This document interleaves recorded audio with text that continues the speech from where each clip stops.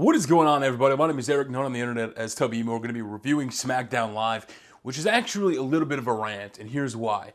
The first thing I want to say, commercials. Does WWE owe money to somebody? Like, are they short on advertiser money right now? There were so many commercials. I felt like I was watching the NFL tonight. All year, SmackDown Live has been the better show, and the go-homes to Wrestlemania, the biggest show, they felt lackluster.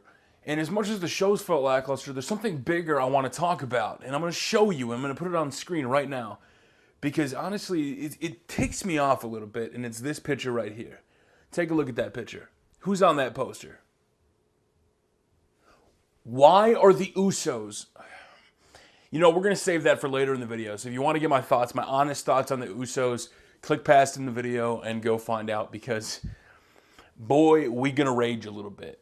But let's talk about the show. So it starts off with AJ Styles taking on Shane McMahon for the contract signing for their match. Now, Daniel Bryan's out in the middle of the ring, and Daniel Bryan brings them out. Now, this was a very civilized way of going about it. Shane was putting over AJ as much as possible, and AJ was kind of almost doing the same, right? You face this person, this person, this person. They were trying to make it for the casual fan or the internet fan that's really upset with the fact that AJ Styles, the great technical wrestler, you're right, he deserves a match better than Shane on a technical aspect. But when it comes to facing the Authority, you were facing John Cena, you were on the peak of your career, you come over to SmackDown, you were leading the charge, you were the champ that runs the camp, you are the top guy. And you carry it all year long until Super Cena comes back. And Super Cena comes back, takes your title away. You lose the opportunity, and fan favorites Bray Wyatt wins the title. And then Randy Orton's right there to challenge, and you're left with nothing to do. And you face a guy like Shane McMahon, and you're upset. It's letting you fuel the fire in you. And he confirmed it tonight that he's going to go after him. You've never faced somebody in a one-on-one match. And it's true, Shane McMahon's matches have been gimmick matches. When you really think about it, it's kind of intriguing to think that Shane and him are going to have a straight one-on-one match. Nothing can happen. But then I thought something was going to happen. Eventually, AJ Styles just left the ring. By the way, great shirt, AJ Styles. Loved it. But here's the problem with that. There's still some people that are kind of on the fence, but I'm seeing a lot more people excited. I'm seeing a lot more people that, you know, AJ versus Shane and Triple H versus Seth are like their two favorite matches on the card. And I have to be honest with you, I'd probably agree because they both have long-term builds into them. Shane was always kind of giving AJ crap all year. Seth and Triple H has been the story, along with Best Friends and many other storylines. And then you have something like tonight happen where they sign the contract and it's a one-on-one normal match, which I was a little disappointed about, I'm not going to lie. But I can't really complain. We're getting a match that I was for and I was promoting, so I can't be the person to say anything is wrong with it. And I'm ready for this match. I want to know your guys' honest thoughts. Are you excited for this match, or are you a little ticked off still that it's AJ versus Shane instead of somebody else? Let me know in the comment section below. Then we had Becky Lynch taking on Carmella, and it eventually broke down and turned into a tag team match, which eventually broke down, and Natalya came out, and Natalya got involved. And we'll tell you, it was kind of weird because again, more commercials. I don't want to... I was trying to look for this right here about the amount of commercials that were actually there, because there's actually... I didn't know this. There's somebody that breaks down Raw for the project. And when Raw has this many commercials, like, I think it's kind of cool, right? Like, you lead into commercial something you want people to come back and witness. Like with the Roman Undertaker thing. You go to commercial right before Taker comes out because you're expecting Taker to come. You want social media to push to that. But with the Natalya thing, it's like, here comes Natalya... commercial, and then more commercials, and it just, to me, this is your go-home show. SmackDown, you have been the king of the shows all year long, and then this happens, and then you're just, I don't know, I felt a little bit turned off by the commercials tonight, but let me try to pull this up while I work on this. But the one thing that I want to keep in mind here with this tag team match, especially with the women, Natalya getting involved. And that match was just lost on me, right? Like, I didn't even really pay attention that much. I mean, I watched the whole thing, obviously, but then it happened. Then running full steam ahead, running full speed down the ramp, Naomi's back. And there's already some people saying, and I posted a joke tweet that some people took way too seriously, that why did she give up her title if she's already back? Well, the true answer is people didn't know if she would be ready, so it makes sense to strip her for the title. But do you know what makes even more sense? Is to have her give up the title, build the storyline and character like I said a couple weeks ago, and she did it. She had more people behind her having to give up the title and fight for it and say she's going to come back for it to eventually win it back, possibly at WrestleMania. So WWE accomplished multi-level storytelling here where you got the fans behind Naomi more than in that one night than the fans got behind her in a long time. So Naomi and Feel the Glow is definitely a movement, and people are catching on. Naomi's pretty freaking rad and awesome. So the fact that she's actually back in time for WrestleMania, I'm very appreciative. Hopefully the injury rate wasn't too serious, because if you are coming back this fast, we don't want you to get re-injured. Just keep that in mind and win back your title, unless Eva Marie is involved, and then Eva Marie is winning the title. I'm telling you right now, Eva's just gonna win the title. But let's talk about then what happened. Then we had probably the greatest segment in the last 5 years. I mean, I gotta be honest with you, this is in my top 10 segments of the last 5 years. They did Total Bella bullshit with The Miz and Maryse parodying Total Bellas with John's house rules, everything that goes into it. They had Daniel Bryan on his knees, which is actually The Miz in the beard, and Maryse giving him a juice box. Like, it was so good. Like, honestly, I was like, this is creative. This is acting. This is exactly like, I thought Miz did a great job. This hands down. I was posting tweets all night, by the way, at Tabimu. Just like, what?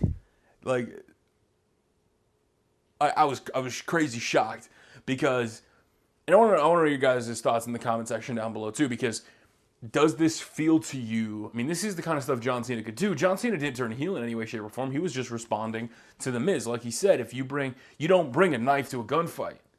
I told you that. And then he went after him. He called him a pussy. He called him so many other things. And if you haven't seen it, I'm not gonna spoil it for you. You have to watch this.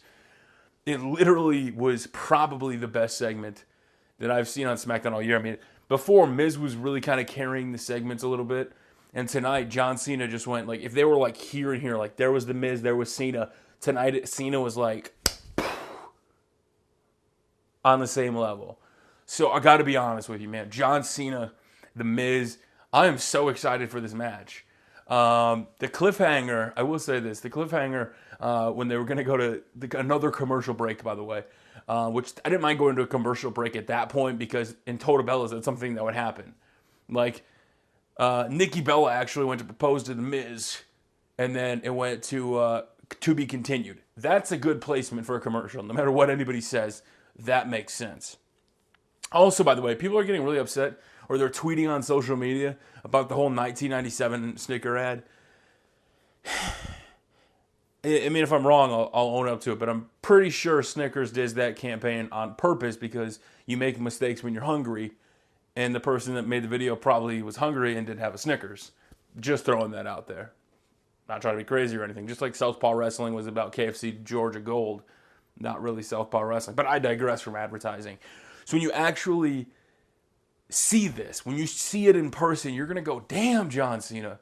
Like, John Cena brought it, dude. I'm trying to figure out the best way to describe it to somebody that didn't watch SmackDown tonight. And the best thing I can tell you to do is find the clip on WWE. If I have to, I will link it in the comment section below, because it was that damn good. Then we had, and I'm going to go out of order here a little bit. You had the 10-man tag, obviously, which earlier in the night, Daniel Bryan said he's trying to scout some more talent for the Battle Royale, but then they announced everybody in this tag team match is in the Battle Royale. And that's when I lose it. That's when you had a perfect WWE. You had a perfect WrestleMania match. Can I not tell you this enough? Usos, American Alpha. Usos, American Alpha. 1-on-1 tag, 2-on-2 tag team match. Like, what are you thinking? Not giving, I mean, I already know there's 12 matches on the card, but honestly, think about this. Look at all the history that went into the SmackDown tag team tournaments. Look at everything that went in, how American Alpha got chop blocked and taken out. The Usos went up against it and they eventually fell flat. Eventually, American Alpha wins it, doesn't really do anything with it, and the Usos steal it away. It's a great opportunity, similar to Naomi, going back to win your titles. And you throw 8...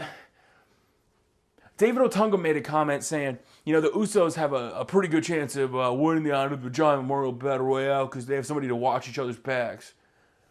He was talking about the fact that the Usos are brothers in their tag team and they can watch each other's back, forgetting that there's there was 3 other tag teams in the ring at the time. So I'm like, David, stop. Just stop. And then Mojo eventually got the pin in that 10-man tag, which I didn't really care about. The ending was cool. I thought the way everything kind of flowed together. The big matches usually always do end that way. But this is like, I like where the Usos have gone. I liked how they've changed over, especially with how stale they got. So to not reward the Usos with a tag team match, your Usos, I'm on your side, guys.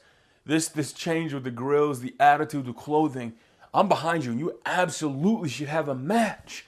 You shouldn't have a pre-show match where you're on the pre-show like you were years ago. You shouldn't be in a battle royale. American Alpha, you should not be in a battle royale. To me, I think this is just a way to kind of discount everybody so the Revival shows up, and then American Alpha's got that rematch, and then maybe some trades happen on the draft. I don't know, but to me, this is a huge disgrace. Like, I don't know how WWE let this happen. You know, you always talk about the tag team wrestling division, and then you have a great show, which I'll be honest with you, the tag team division kind of did suffer a little bit on SmackDown. The charisma and the personality really wasn't there.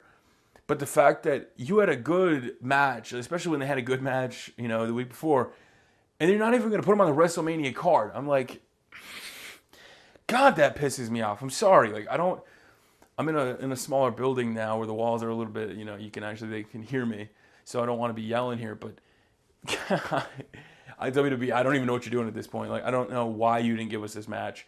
I mean, I get why you put Neville and Austin Aries in the pre-show. I said that, although I thought it would have been a good change of pace for the main card. You got the Andre the Giant Memorial Battle Royale on the pre-show, and you have Alexa Bliss's match on the pre-show, which that means we're not going to get Asuka, because why would they burn Asuka on the pre-show of WrestleMania? Maybe, maybe not. She has been touring with the Smackdown Live team, but I also think that could be a red herring, just warning you. Even Maryse our only hope, but I'll be honest with you, man, I'm super disappointed the Usos don't have a match.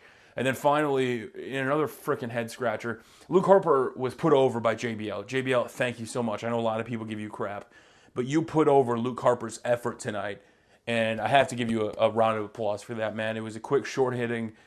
They got in there with 2 commercials when the entrance happened, and then like 5 minutes later into the match, and then the whole segment just ended. Bray won, and then Randy Orton is standing back in the Bray Wyatt's filming room, which, I mean, obviously we know it's not back to where it is. Like, you're going to end going home to WrestleMania on a pre-tape segment.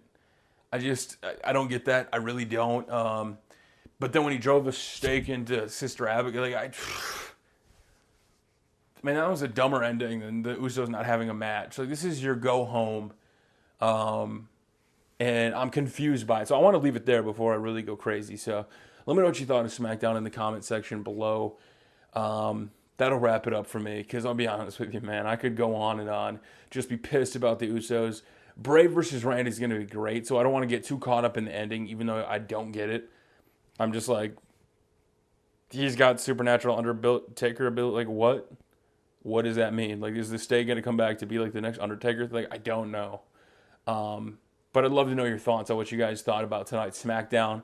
Let me know in the comment section below. I know a lot of people, it was actually a pretty close 50-50 debate whether it was a good or bad show on WWE's own poll. Usually it's more favored towards thumbs up. So until next time, it's your boy Tubby Emu. Thank you for watching this SmackDown review rant type thing. And I'm sorry, man. I was on your side. I wanted this match. We just ain't getting it. Until next time, it's your boy Tubby Emu. We'll see you later.